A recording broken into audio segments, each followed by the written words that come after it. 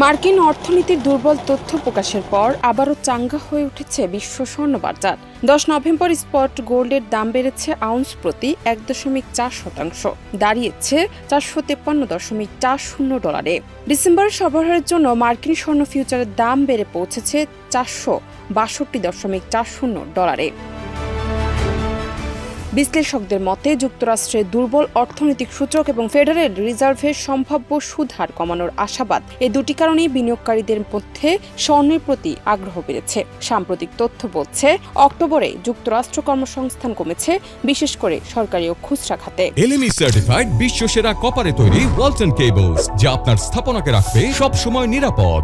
ব্যয় সংকোচন ও কৃত্রিম বুদ্ধিমত্তা প্রযুক্তির বিস্তারের কারণে অনেক প্রতিষ্ঠান কর্মী ছাঁটাই করছে। এছাড়া ভোক্তা আস্থাও প্রায় 3.5 বছরের মধ্যে সর্বনিম্ন পর্যায়ে নেমে এসেছে। 40 দিনের সরকারি অচলাবস্থা মার্কিন অর্থনীতিতে বাড়তি চাপ সৃষ্টি করেছে। বিশ্বের সবচেয়ে বড় স্বর্ণভিত্তিক exchange traded fund SPDR gold trust জানিয়েছে, তাদের স্বর্ণের মজুদ বেড়ে দাঁড়িয়েছে 1042.06 মেট্রিক টন।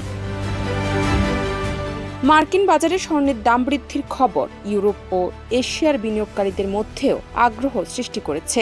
সঞ্চয়কারীরা নিরাপদ সম্পদ হিসেবে স্বর্ণে ঝুঁকছেন, যার ফলে আন্তর্জাতিক বাজারে স্বর্ণের দাম আরও দৃঢ় হচ্ছে। বিশেষ করে ইউরোপের কিছু দেশ এবং এশিয়ার উঁচু অর্থনৈতিক দেশে বিনিয়োগকারীরা স্বর্ণ কিনতে শুরু করেছেন, যা বৈশ্বিক স্বর্ণ বাজারকে আরও শক্তিশালী করছে। জানাত নিপু, দেশ রূপান্তর।